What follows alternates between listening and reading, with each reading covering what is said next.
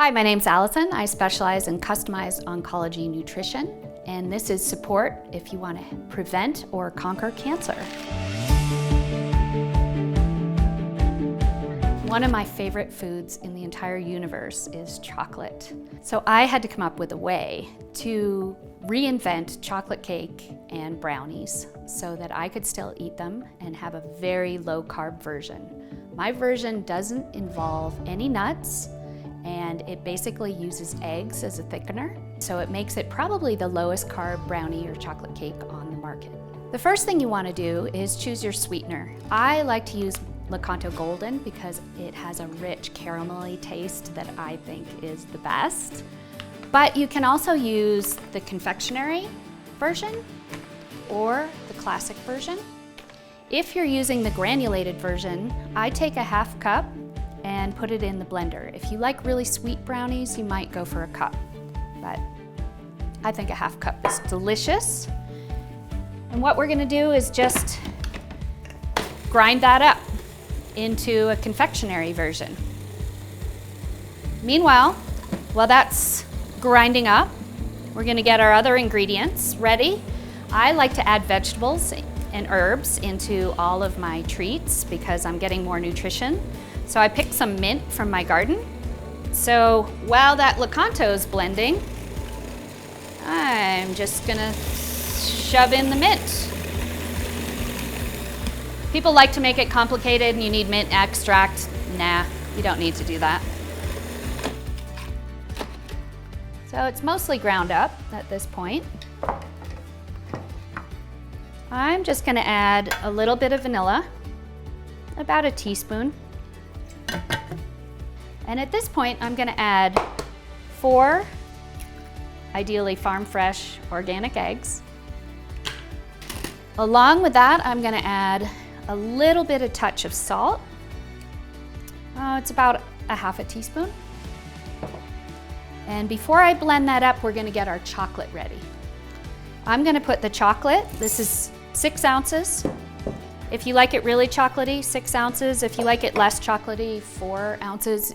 This recipe is really flexible. You don't have to be super exact. And then I'm gonna add some type of keto fat. It can be something that's pretty neutral flavored. If you have a light flavored avocado oil, the algae oil, the high oleic sunflower oil, you wanna make sure it's high oleic because regular sunflower oil is inflammatory. You can see we have the chocolate and the oil together, or butter. I'm basically taking a pot of water here and I'm making a double boiler. So at this point, I'm gonna blend the Lecanto, the eggs, the salt, and the mint together. Then I'm gonna add a half a cup of water, filtered water.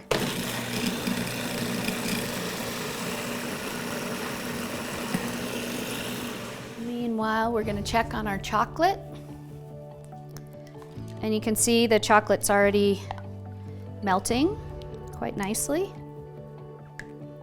A lot of recipes make you wait for the chocolate to get cold because if you pour the chocolate in with eggs, it can make scrambled eggs. We don't want to have that happen. So the way to not make that happen is to turn the food processor on and add the chocolate slowly, like so. So this is what we're looking like now. Just looks like brownie batter.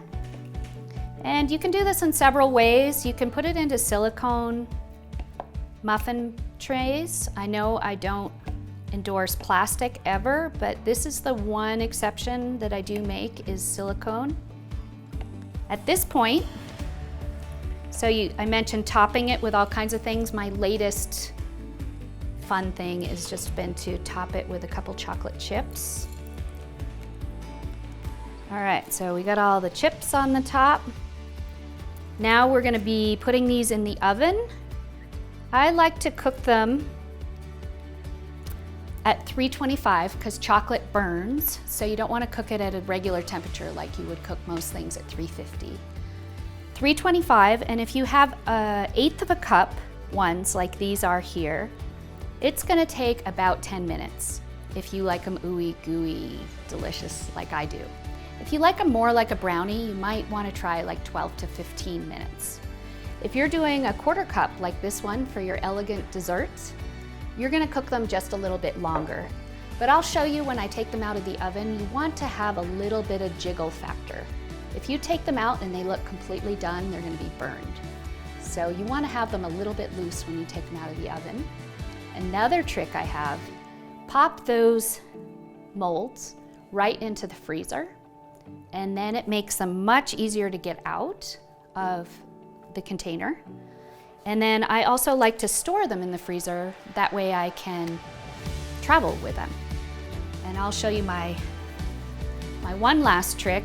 I take them out of the freezer, either this way or this way, and then I basically take an insulated coffee thermos and I put them all inside this, and then I screw the top in and I throw this in my purse, and that way I can impress all my friends with chocolate treat.